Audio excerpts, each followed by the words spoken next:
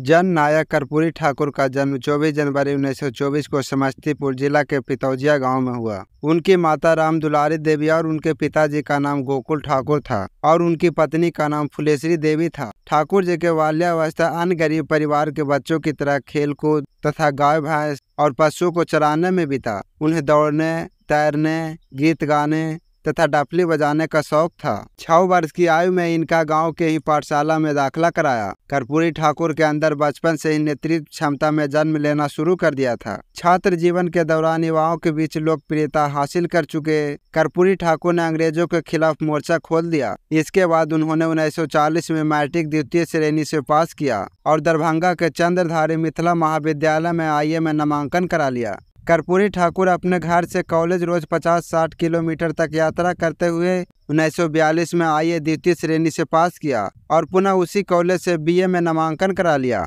जब भारत छोड़ो आंदोलन चल रहा था तब उन्होंने 1942 में अपनी पढ़ाई छोड़ दी और उस आंदोलन में हिस्सा लिया और जयप्रकाश नारायण के द्वारा गठित आजाद दस्ता के सक्रिय सदस्य बने। तंग आर्थिक स्थिति से निजात पाने के लिए उन्होंने गांव के हिम्मत विद्यालय में 30 रुपये प्रति माह की दर प्रधानाध्यापक का पद स्वीकार किया। उन्हें दिन में स्कूल के अध्यापक और रात में आजाद दस्ता के सदस्य के रूप में जो भी जिम्मेदारी मिलते उसे बखूबी निभाते थे। भारत छोड़ो आंदोलन में जबरदस्त तरीके से हिस्सा लेने वाले अंग्रेजी सरकार को हिलाने वाले कर्पूरी ठाकुर को 2 साल से ज्यादा समय तक जेल में गुजारना पड़ा।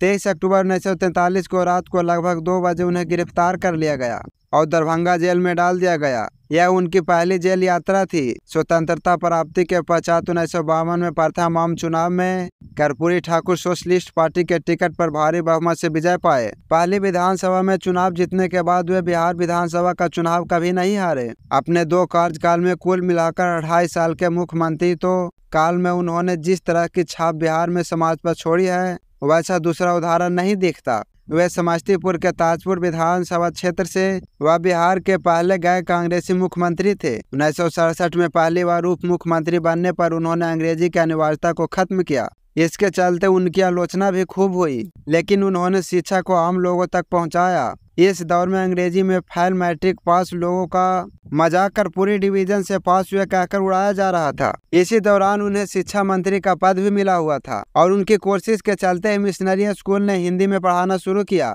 और आर्थिक तौर पर गरीबी बच्चों के स्कूल की फीस को माफ करने का काम भी उन्होंने किया था। वह देश के पहले मुख्यमंत्री थे जिन्होंने अपने राज्य में मैट्रिक तक की मुफ्त पढ़ाई की घोषणा की थी। मुख्यमंत्री रहते हुए उन्होंने राज्य के सभी विभागों में हिंदी में काम करने को अनिवार्यता बना दिया। 1952 से 1988 में अपने जीवन में अंतिम दिन तक बिहार विधानसभा के सदस्य रहे। उन्होंने CM बनने के बाद पिछड़े वर्ग के लोगों के हित के लिए बहुत से काम किए, जिसके कारण उन्हें जननायक की उपाधि दी गई। कर्पूरी ठाकुर का जीवन जीना पसंद करते थे।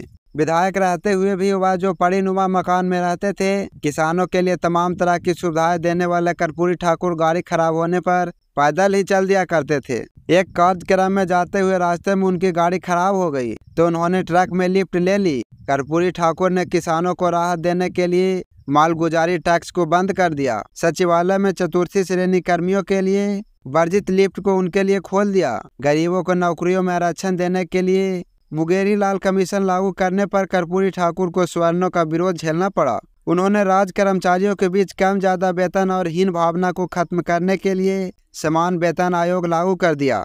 एक बार जब उनकी लड़की का रिश्ता रांची में हुआ तब वह लड़का देखने के लिए किराए की गाड़ी लेकर गए थे, परंतु शादी वहां नहीं हुई थी। जब ठाकुर 1957 में गांव का दौरा कर रहे थे उसी दौरान उन्होंने देखा कि एक है जब पीड़ित अपने जीवन का अंतिम क्षण गिर रहा है। स्थल वहां से काफी दूर था और उसे अस्पताल ले जाने के लिए कोई सड़क मार्ग भी नहीं था। उसके परिजन उसे मरते हुए देखने के लिए विवश थे, लेकिन कर्पूरी ठाकुर ने हिम्मत नहीं हारी और उन्होंने जब पीड़ित व्यक्ति को अपने कंधों पर उठाया और करीब 5 किलोमीटर पैदल चलकर अस्पताल पहुंचाकर ही दम लिया। इसलिए कर्पूरी ठाकुर को गरीबों का मसीहा कहा जाता है। जननायक कर्पूरी ठाकुर ने 1967 में बिहार के उप मुख्यमंत्री तथा 1970 एवं 1977 में बिहार के मुख्यमंत्री पद को सुशोभित किया। 12 अगस्त 1987 को उन्हें विपक्ष के नेता पद से हटाया गया। 17 फरवरी 1988 को 68 वर्ष की आयु में हृदयघात के कारण इन महान विभूति का निधन हो गया। कर्पूरी ठाकुर मुख्यमंत्री बनने के बावजूद भी